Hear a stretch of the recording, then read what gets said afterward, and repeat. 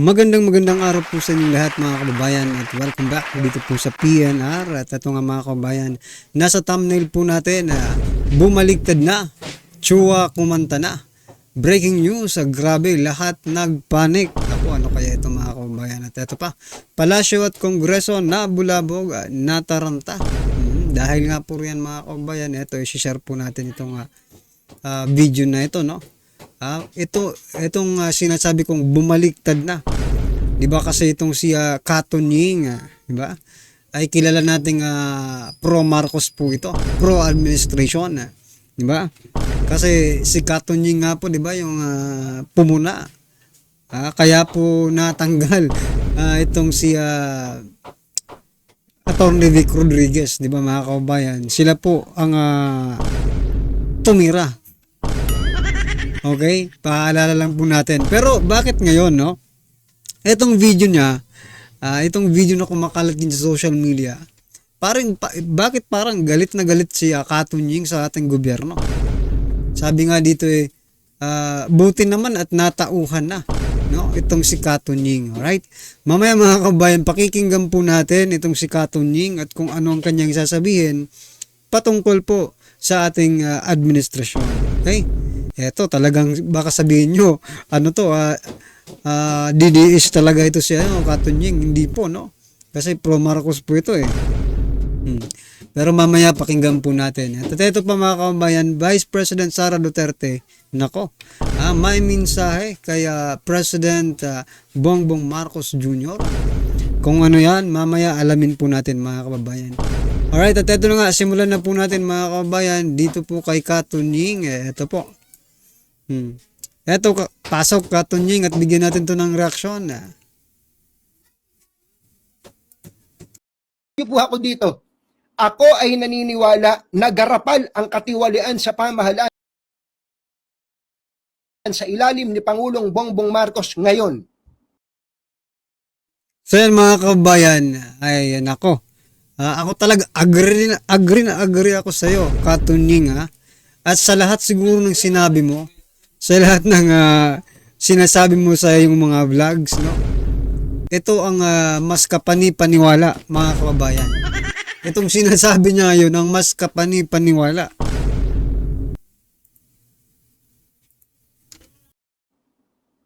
Sasabihin ko po sa inyo yan. Garapal.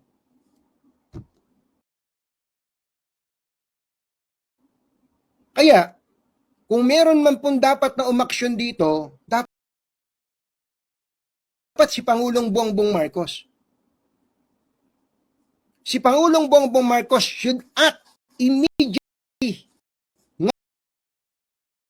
Ngayon na.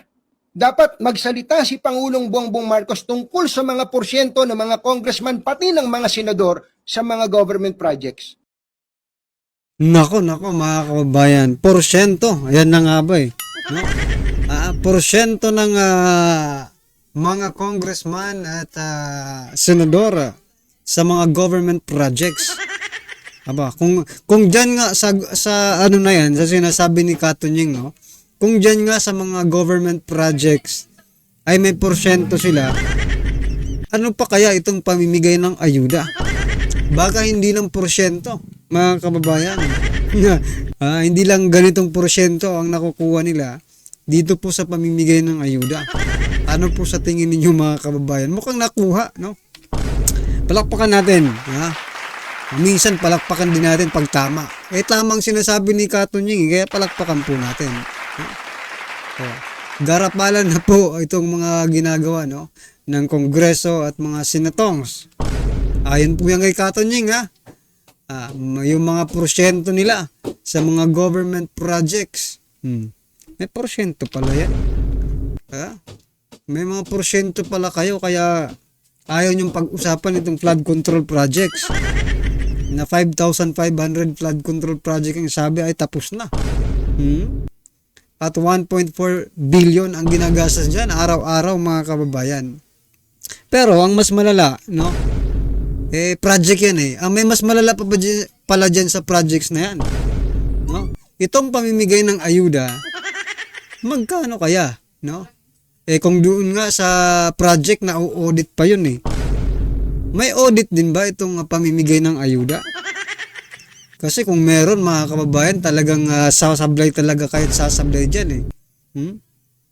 Well anyway, pakinggan pa natin si Katunyin. Baka meron pa siyang ibubulgar. Ito pakinggan po natin. Pagka hindi nagsalita si Pangulong Bongbong Marcos Jr. dito, gusto kong sabihin, kinukonsinti niya ang katiwalian sa pamahalaan. Pero ngayon po, garapal po ang katiwalian sa pamahalaan. So yan mga kababayan, kapag hindi po nagsalita, no? Sabi si President Bongbong Marcos Jr. patungkol po dito. Ibig sabihin ay kinukonsinti niya. Ano ba sa palagay nyo? Kinukonsinti talaga. Bukod dyan mga kababayan, he is also part, diba? Of this itong sinasabi ni Katunyin na garap pala na talaga itong administrasyong ito. President Bongbong Marcos Jr. is part of this ano bang matatawag natin dyan? Pag nanakaw. Ganun sa porsyento, di ba? Okay. Hindi pala pag nanakaw. President Bongbong Marcos Jr. is part of this porsyento. Hindi lang part kasi siya mismo di ba? Siya mismo namimigay din ng ayuda like Tambaluslos. Yan po siguro yung project nila ngayon eh. Kaya talagang masasabi mong garapalan talaga mga kababayan. Sang-ayon ba kayo dito sa sinasabi ni Katunying mga kababayan? Unang sinasabi niya, eto ano lang natin i-stress out lang natin. Ang una pong sinasabi ni Katunying, garapalan, no? Ang pagnanakaw na lang, sige. Kasi porsyento na porsyentuhan. Garapalan ang administrasyong ito, ang gobyernong ito. Pangalawa, kinukonsinti po ni President Bongbong Marcos Jr. itong kawalang hiyang ginagawa ng Kongreso at sa mga senatongs. Yan mga kababayan, ang tanong, sang-ayon ba kayo dito sa sinasabi ni Katunying? Well anyway, comment nyo na lang kung sang-ayon kayo o hindi. At ito, Vice President Sara Duterte may mensahe kay President Bongbong Marcos Jr. Ito, ang sabi, Presidente ka, may speaker ka na involved sa bribery ng Supreme Court Justices. Nako. May video, may kaso, may witness, pero hindi mo tinanggal yung speaker mo. Paano tatanggalin? Hindi ko nga alam may hawak bang no? May hawak bang something itong si Tamba para hindi ma-kick out ni BBM? Merong bang ganun? May hawak something si Tamba para sundin siya, no? Ni President Bongbong Marcos Jr. Pinababayaan mo siya, sabi ni Vice President Sara Duterte. Pinababayaan mo siya abusuhin ang pera ng bayan, paikot-ikot sa buong bansa na namimigay ng pera na para bang kanya yung pera. So yun mga kababayan, no? Totoo naman may kaso, no? May witness, pero sabi ni Vice President Sara Duterte, hindi mo tinatanggal yung yung speaker mo. Puro waldas lang ang ginagawa. Wherein, mga kababayan, dapat DSWD po ang gumagawa niyan. But, why this Speaker Romualdez, no, is taking part? Anong meron? Bakit concern siya dito sa pamimigay ng ayuda? At anong meron or anong hawak ni Speaker Romualdez, bakit hindi siya ma-kick out na President Bongbong Marcos Jr.? Dahil ba first cousin sila? Kaya hindi siya matanggal or may something pa na pinanghahawakan itong si Speaker Romualdez para maging sunod-sunuran sa kanya si President Bongbong Marcos Jr. Nako mga kababayan, puro lang po tayo tanong kasi hindi naman sila nagana Masyado po silang malihim. Wala pang lumalabas na singaw. Yan mga kababayan, abangan po natin pag sumingaw yan. Nako, talagang maaamoy ng lahat. kung anumang baho ang meron ang dalawang ito. So ito mga kabayan, sama-sama at sabay-sabay po natin pakinggan at panoorin ang video nito. Ang title po nito ay Breaking Update, OMG. Chua na bulabog, palasyo at kongreso nataranta. Vice President Sara Duterte napuno na. Ito mga kabayan. Sa lahat ng kailangan niyang gawin para matapos lang ang king-inang hearing na yan na money-making scheme all because gusto ni Martin Romualdez mag-president. Hindi siya makontrol ng presidente natin. Wasting time as a nation, as a people. We made a mistake. Ito na nga po, lumusob po si VP Sara Duterte sa kamera. Abay, pambihira. Pumunta po siya dyan dahil nga po yung kanyang chief of staff ay kinulong nitong mga hinayupak na mga congressman natin. Diba? At ang nagkulong, alam mo kung sino? Walang iba kundi isang convicted child abuser. Ika nga, isang kriminal. Chua, kayo po, ano po ang sentiments ng committee dito sa nangyayari ngayon dito na pagbisita po ni VP Sara? Well, briefly, bigyan ko muna kayo ng background kung ano po yung mga nangyari. Nagkaroon po ng mga exchanges of correspondence. Nagpadala po sa akin ng sulat, mga letter requests ang si Attorney Zulaika, ganun din po si Vice President at saka si Congressman Pulong Duterte. Ang request po ni Attorney Zulaika una ay kung po pwede siyang i-allow na pumunta sa kanyang therapy. So, ito po ay sa ating pong correspondence, pinapayagan po natin siya provided ibibigay po yung oras. Ito, ano ginagawa ni Chua ngayon dito? Ang ginagawa niya, kunwari, bait-baitan sila. Kunwari, pinagbibigyan si Chief of Staff, di ba? So, yan ang pinalalabas niya. Hindi, mabait pa nga kami. Kita nyo, pinababayaan namin, binibigyan namin ng kuryente, anik-anik, mga ganyan-ganyan. Ay, kuryente tuloy. Pinapayagan namin yung mga doktor, ganyan-ganyan. Ito, una niyang binibida kasi tinanong siya, ano ba ang sa tingin ninyo, ganyan-ganyan. O, saan nangyayari? Ito, ang kanyang paunang sinabi na parang hindi, mabait kami dyan.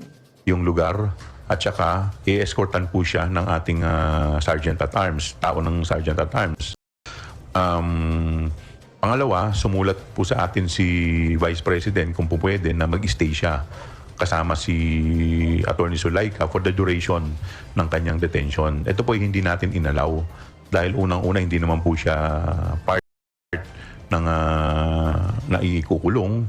So, pero sumulat uli siya, humingi siya ng permiso kung po pwede na mabisita niya si Attorney Zulaika at yun naman po ay pinayagan naman po natin. Ang isa pa pong sulat na natanggap po natin kay Congressman Pulong Duterte, kung po pwede, instead na dun sa detention facility, ilipat dun sa kanyang office. Doon na lang i-house si Attorney Lopez. Ito po hindi natin pinayagan dahil otherwise, ang mangyayari po niyan, yung susunod po, yung mga iba pa pong mga may connection o may mga kaibigan na congressman, gano'n na lang po ang gagawin. Hindi. Sa amin po maniniwala. Sir, mali yung analogy nyo, sir. Mali yung analogy nyo. Hindi ganun yun. Ang tawag dyan, parliamentary courtesy. Kahit pa paano, sabi mo na kasi usually ginagamit yung parliamentary courtesy sa House to Congress o sa House to Senate or Senate to the House. Alam naman po natin hindi ho ordinaryong tao si VP Sara Duterte. Siya po ay binoto ng mas mahigit pa sa presidenteng pinagsisilbihan mo. Hindi totoo. Mas higit pa sa presidenteng pinagsisilbihan mo. Kaya nga, sana man lang yung courtesy, simple lang naman. Masama po ba yun? Sir, masama po ba yun na si VP Sara Duterte samahan kung saan yung detention nung kanyang chief of staff? Yun kasi kahilingan ni VP Sara Duterte. Ayaw nyo kasing mangyari yon kasi alam ninyong mapapahiya yung inyong amo na si speaker. Eh alam mo naman, sobrang sip-sip mo sa amo mo Di ba? Alam mo mapapahiya O kaya ganyan ang diskarte mo. Di ba? Sana man lang, pinayagan ninyo. Ano ba naman yun? May delicates po ba yun? Bad precedent po pag pinayagan po natin. At saka siyempre, ayaw naman po natin na magbigay ng pabor. Gusto naman po natin pantay-pantay po lahat. Hindi ganun ang yun. mga Hindi ganun yun, i-detain po dito. Hindi ganun. sumulat po ulit sa atin si Attorney Zulaika. May mga 5 po siyang concessions na hinihingi. Una, na mabigyan siya ng companion para masamahan siya sa kanyang pag-i-stay. Ito po ay pinagbigyan po natin dahil alam naman po natin yung kanyang kondisyon. Meron po siyang back condition. In fact, doon po sa committee hearing, provided yung kanyang companion ay na pinayagan po natin ay isang miyembro ng kanyang immediate family. Ang pangalawang concession na hinihingi po niya ay mabigyan siya ng daily visit ng kanyang personal physician para ma-check yung kanyang health status. At ito naman po ay ating pinagbigyan na payagan siya provided na makipag-coordinate sa ating Sergeant at Arms, sa opisina ng Sergeant at Arms at sumunod sa mga guidelines. Pangatlo po, humingi po siya ng permiso para regularly na magkaroon ng rehabilitation session sa kanyang frozen shoulder. So ito po pinayagan po natin provided na yung time, yung place at saka siya ay bibigyan ng escort ng ating Sergeant at Arms. Pangatlo, humihingi siya ng security personnel na po pwede na may designate.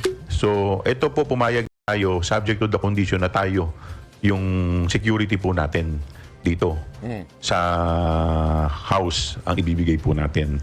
At ang ikalima po, nabigyan siya ng permiso na yung staff at saka council niya bisitahin siya sa Sunday dahil meron daw in preparation for the Monday's hearing. At ito naman po pinayagan natin subject sa guidelines ng OSA at binigyan natin siya ng oras from 1 to 7 p.m. So yun po. So halos, kung makikita naman po ninyo, halos lahat naman po ng hiningi nila na concessions ay binigay natin subject to certain conditions. Yan. So, ang dating, mga kababayan, pinagbibigyan naman daw si VP Sara Duterte. Yun ang dating, di ba, na parang mabait pa kami sa mga kahilingan ng ni VP Sara Duterte at ng kanyang Chief of Staff. Parang So yan mga kabayan, sabi po ni yung si Taas, no, yung Sergeant Arms diyan sa Kamara, inabuso daw ni Vice President Sara Duterte yung mga mga privilege, mga kababayan. So ang tanong ko nga, gaya ng tanong ko kanina, no, pag pumunta ba diyan di ba, for example, si Chua or yung kung sino pa, di ba, ipapayagan mo naman bakit si Vice President Sara Duterte na mas mataas pa sa mga congressman ay hindi mo pwedeng payagan, di ba, na mag-stay? So maaaring ito, mga kababayan, ay nautusan na itong Sergeant at Arms dyan. Well, ano pong masasabi nyo dito po sa mga sinabi ni Representative Chua, no? Masyado namang napakabait pala, no, ni Chua, ni Representative Chua, mga kababayan, kasi lahat daw pero kung lahat ng hiniling sa inyo, no, ay tinupad ninyo, bakit ganun ang naging reaksyon ni Vice President Sara Duterte? Bakit ganun ang naging reaksyon ni Vice President Sara Duterte? Di ba? Kung talagang ibinigay ninyo lahat ng kahilingan or most of the ginagrant ninyo, hindi sana natuwa si Vice President Sara Duterte. Di ba? Natuwa at hindi na siya mababahala kasi safe naman, no? Itong si Chief of Staff Attorney Zulaika Lopez. Pero iba po yung naging reaksyon ni Vice President Sara Duterte dito sa sinasabi ni Representative Chua, no? Parang hindi sila nagtutugma. Kung talagang mabait si Chua, yan na lang. Hindi sana ganitong reaksyon ni Vice President. Pero iba pinatayan nyo ng ilaw, tinanggalan nyo ng security. Nasaan po yung sinasabi mo? Di ba? Well, anyway, mga kababayan, ano po ang inyong reaction, opinion patungkol po sa video ito, ay comment lang po sa baba. Para at least alam po ng ating mga kababayan ang inyong opinion. Maraming salamat po.